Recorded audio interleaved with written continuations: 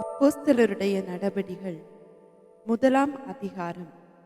தெயோப்பிலுவே, இயேசுவானவர் தாம் தெரிந்து கொண்ட அப்போஸ்தலருக்கு பரிசுத்த ஆவியினாலே கட்டளையிட்ட பின்பு அவர் எடுத்துக்கொள்ளப்பட்ட நாள் வரைக்கும் செய்யவும் உபதேசிக்கவும் தொடங்கின எல்லாவற்றையும் குறித்து முதலாம் பிரபந்தத்தை உண்டு பண்ணினேன்.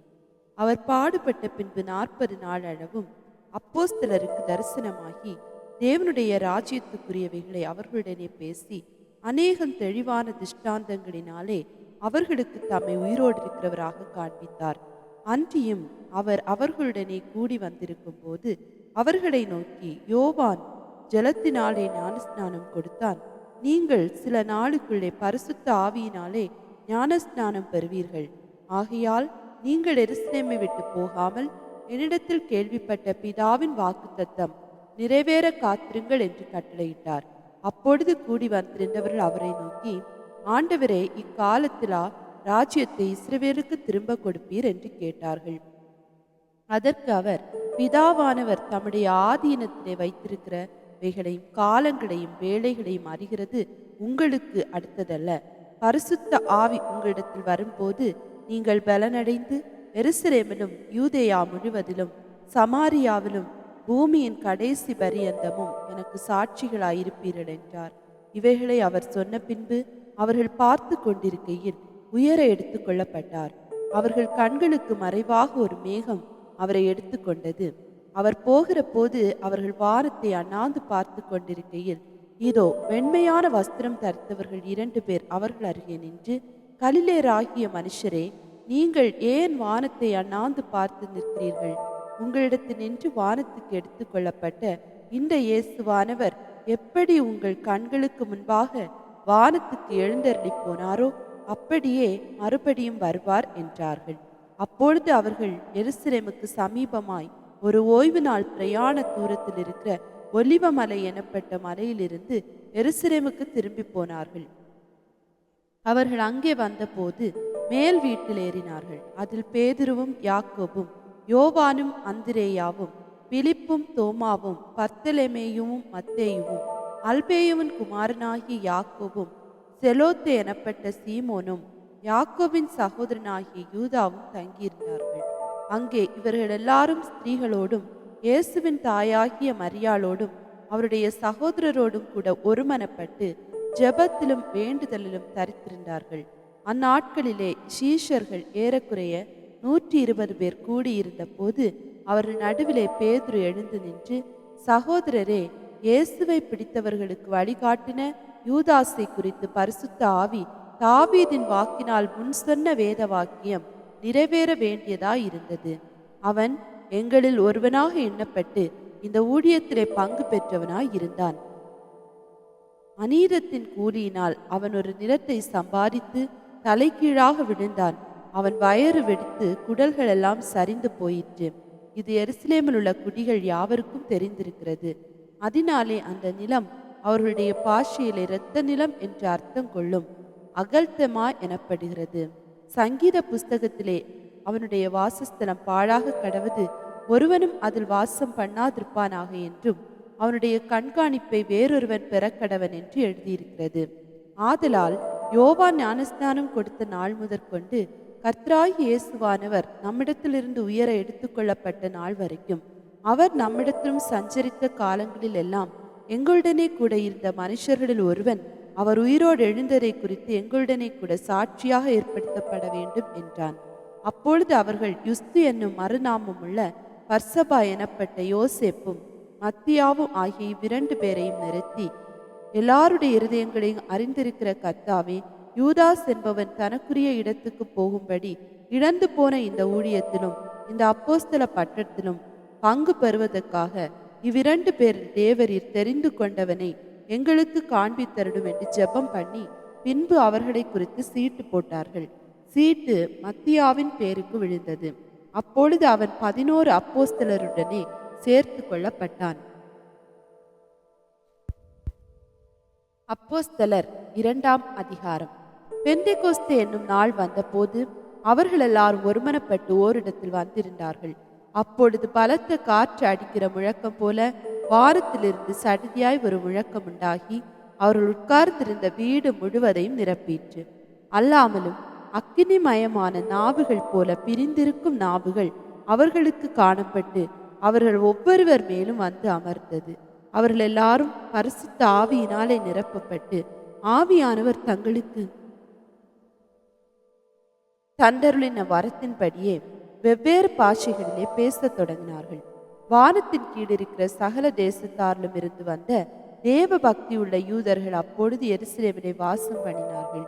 அந்த சத்தம் உண்டான போது திரளான ஜனங்கள் கூடி வந்து தங்கள் தங்கள் பாஷையிலே அவர்கள் பேசுகிறதை அவரவர்கள் கேட்டபடினாலே கலக்கமடைந்தார்கள். எல்லாரும் பிரமித்து ஆச்சரியப்பட்டு ஒருவரை ஒருவர் பார்த்து, இதோ பேசுகிற இவர்கள் எல்லாரும் கலிலேயர் அல்லவா? அப்படி இருக்க நம்மில் அவரவர்களுடைய ஜென்ம பாஷைகளிலே இவர்கள் பேச கேட்கிறோமே, இதெப்படி?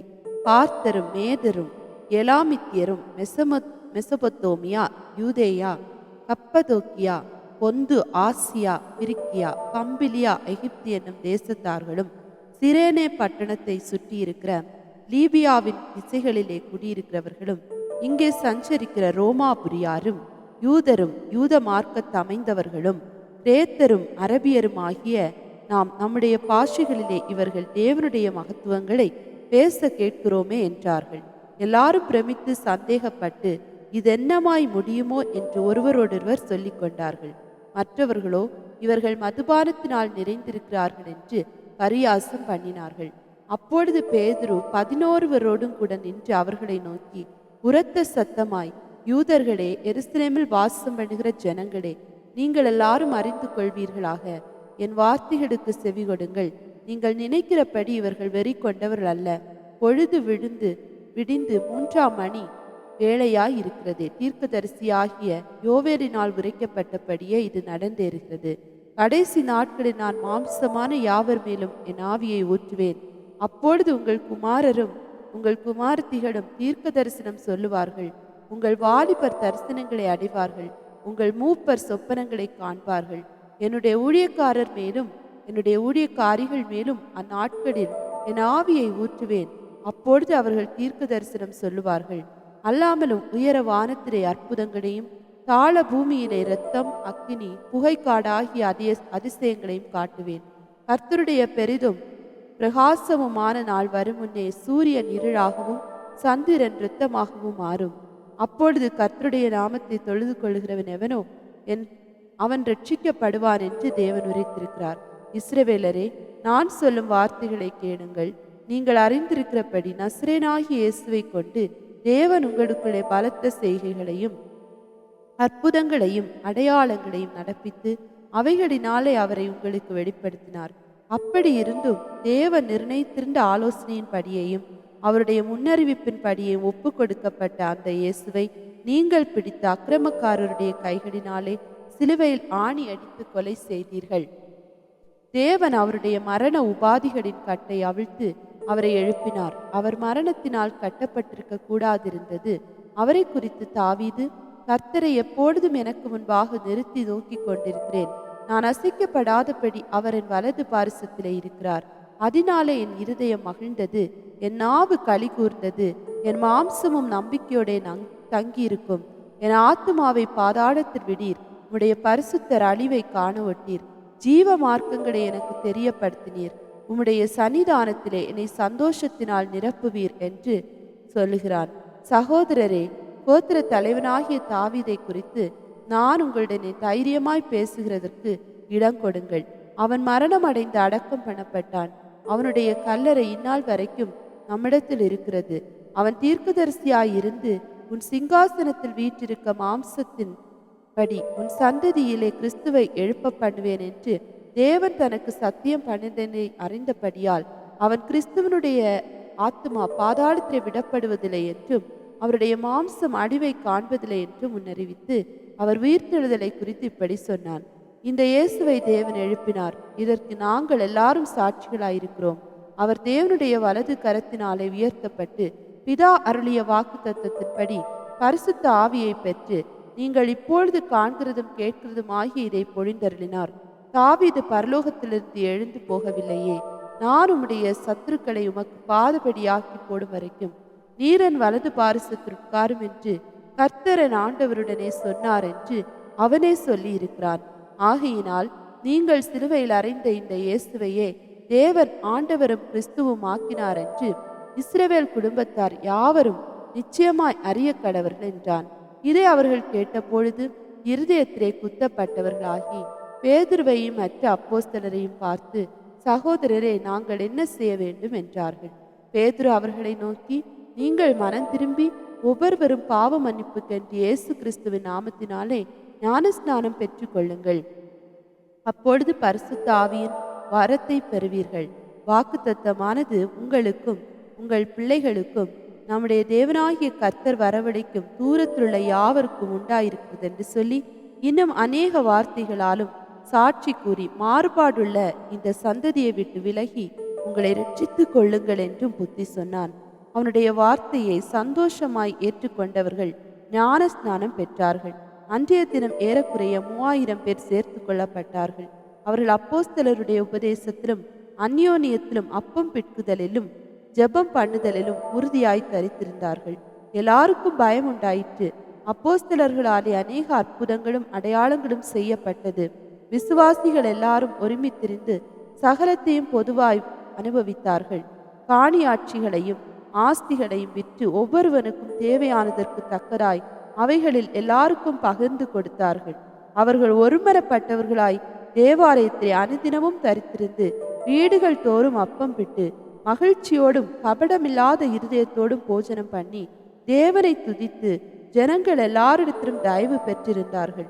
ரட்சிக்கப்படுகிறவர்களை கர்த்தர் அனுதினமும் சபையிலே சேர்த்து கொண்டு வந்தார். அப்போஸ்தலர் 3ஆம் அதிகாரம். ஜெப வேளையாகிய 9ஆம் மணி நேரத்திலே பேதுருவும் யோவானும் தேவாலயத்துக்கு போனார்கள். அப்பொழுது தன் தாயின் வயிற்றிலிருந்து சப்பானியாய் பிறந்த ஒரு மனுஷனை சுமந்து கொண்டு வந்தார்கள். தேவாலயத்திலே பிரவேசிக்கிறவர்களிடத்தில் பிச்சை கேட்கும்படி நாடோறும் அவனை அலங்கார வாசல் எனப்பட்டு தேவாலய வாசலண்டையிலே வைப்பார்கள். தேவாலயத்திலே பிரவேசிக்க போகிற பேதுருவையும் யோவானையும் அவன் கண்டு பிச்சை கேட்டான். பேதுருவும் யோவானும் அவனை உற்று பார்த்து, எங்களை நோக்கிப்பார் என்றார்கள். அவன் அவர்களிடத்தில் ஏதாகிலும் கிடைக்கும் என்று எண்ணி அவர்களை நோக்கி பார்த்தான்.